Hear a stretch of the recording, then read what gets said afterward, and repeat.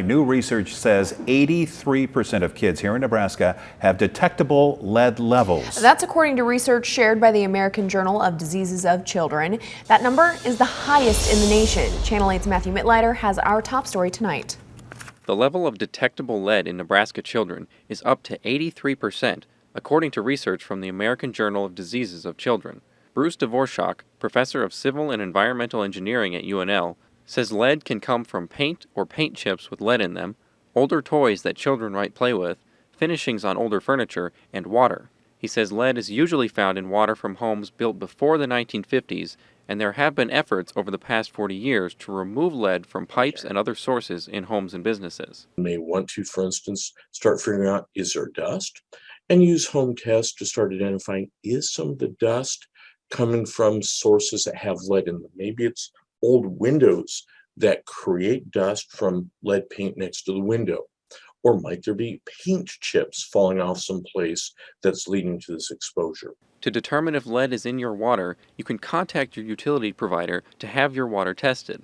If you're on a private water supply, Dvorak says you can work with a lab to get water samples tested. He also says if there's lead in your water supply, you should try briefly running the water in your house before using it for cooking or drinking. Take a shower, do the laundry, run your dishwasher before you get water off your tap. The lead's coming in from dissolving from plumbing fixtures while it sits often overnight in your plumbing line. So having kind of fresh water coming in will make it so one gets very little lead that way. Experts say lead is a cumulative poison and builds up in your system over time and eventually reaches toxic levels.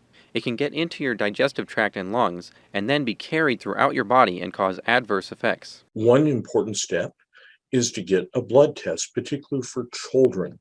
I raised my children in an older home, and we had, when they're very young, annual blood tests checking for lead just to be sure we weren't accidentally exposing them to lead. Earlier this week, the EPA announced its plan to reduce lead exposures, which includes increasing screenings in children and training more people for careers that inspect and eliminate lead-based threats. Reporting in Lincoln, Matthew Mittleider, Channel 8 News. And that plan is funded by resources from President Biden's infrastructure law and includes $15 billion for replacing lead pipes and removing lead from soil.